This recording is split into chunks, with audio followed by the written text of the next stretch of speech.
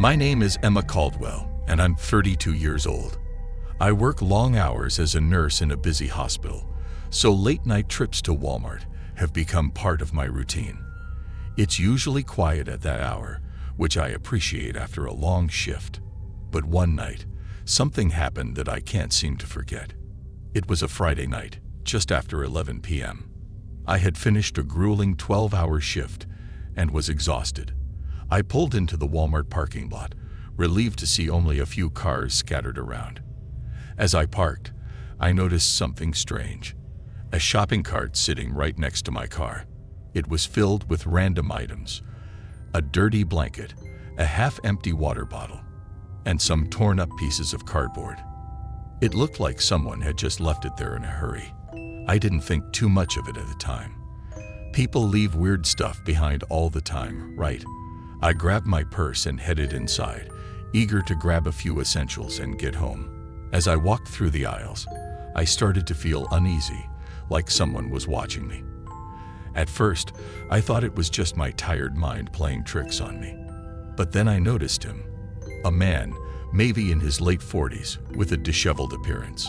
He was keeping his distance but was clearly following me. Every time I turned a corner, he was there, just a few feet behind me, pretending to look at items on the shelves. My heart started to race.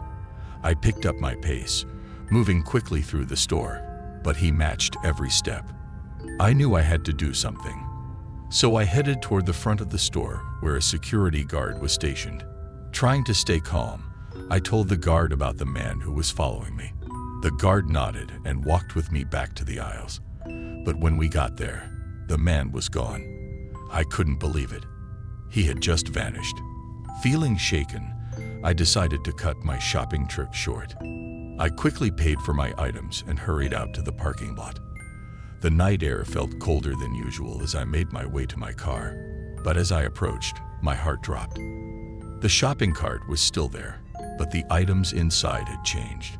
The dirty blanket and cardboard were gone, replaced with bloodied clothes that looked fresh, as if someone had just worn them.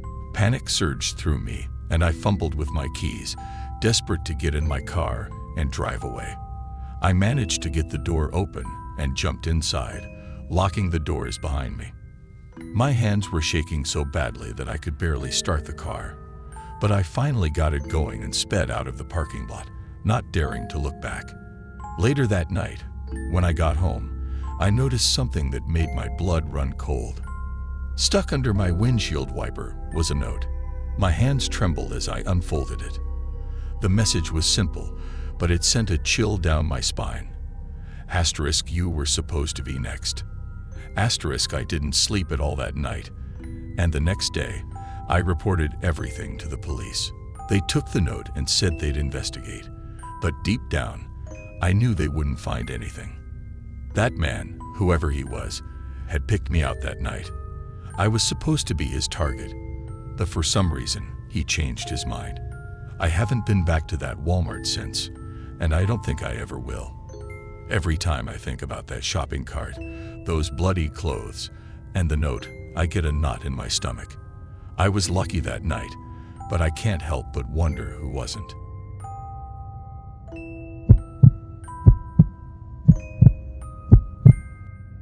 My name is Brandon. I'm 32 years old, and I work the night shift at a local warehouse.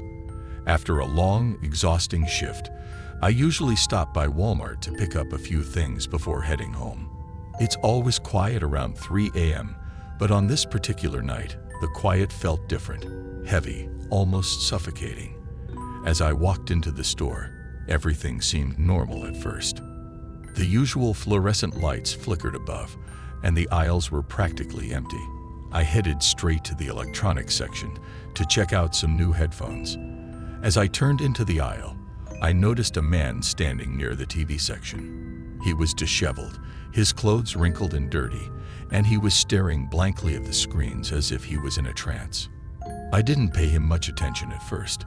Maybe he was just tired or a bit out of it. We've all been there, right?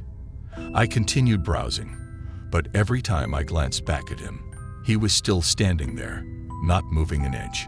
Something about his stillness started to unnerve me. It was like he was waiting for something or someone. I decided to ignore it, finished my shopping, and made my way to the checkout. Just as I was about to pay, the automatic doors at the entrance slid open, and two police officers rushed in. They were serious, urgent. One of them spoke quickly to the cashier, showing her a picture and asking if she had seen a missing person. I overheard enough to catch the description.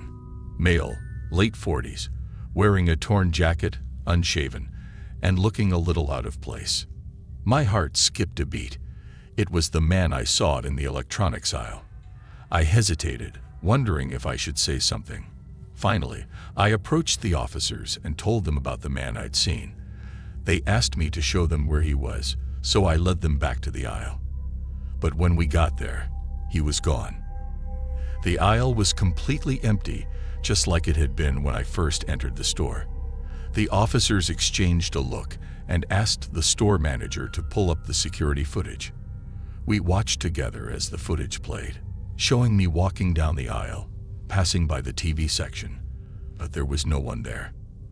The man I had seen so clearly wasn't on the video at all. It was like he had never existed. One of the officers turned to me with a serious expression. "We've had reports of similar disappearances in other stores nearby. People seeing someone, and then they're just gone. No trace." I left Walmart that night, but the unease stayed with me. As I drove home, I kept glancing in my rearview mirror, half expecting to see the man's blank stare behind me. When I finally got home, the feeling didn't go away. Even now, I can't shake the sensation that I'm being watched, that someone, or something, is still following me. I don't know what happened that night, but I do know one thing. That man wasn't just lost or tired. And whatever he wasn't meant to be seen.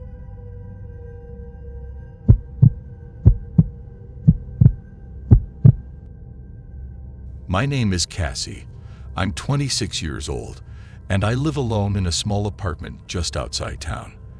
I've always been a bit of a night owl, so my trips to Walmart often happen late in the evening, when the store is quiet and there's hardly anyone around.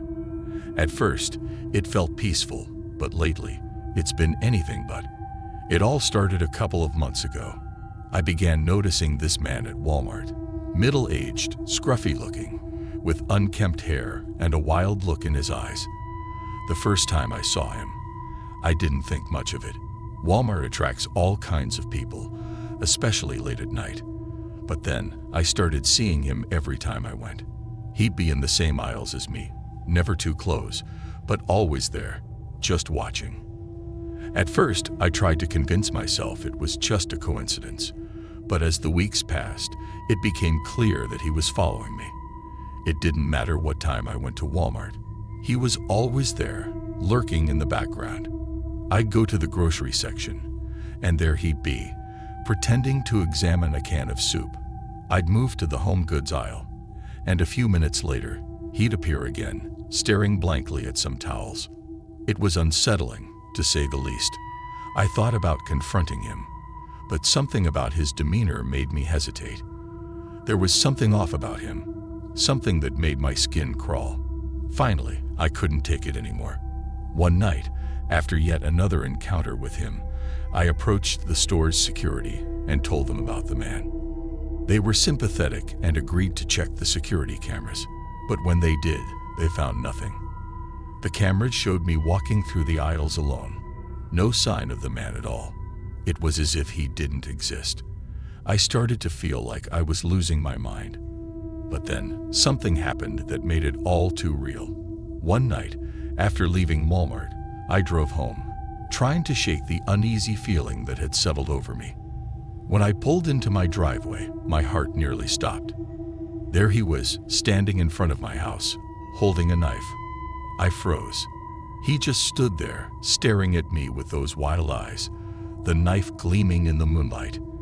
My hand shook as I'd fumbled for my phone and called the police. They said they'd be there as fast as they could, but when I looked back up, he was gone, vanished, just like in the store. The police searched the area, but they found nothing. no sign of him. I was terrified. For days, I barely slept, jumping at every sound, every shadow. Then, a week later, the police came back with news. They had found the man, dead in his apartment. He had killed himself, his body covered in self-inflicted wounds. But that wasn't the worst part.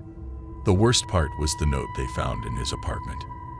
It read, asterisk, you're next. But I couldn't wait. Asterisk, I don't know what he wanted, or why he was following me. But I can't shake the feeling that I narrowly escaped something terrible. And even now, knowing he's gone, I can't stop looking over my shoulder, afraid that one day I might see him again.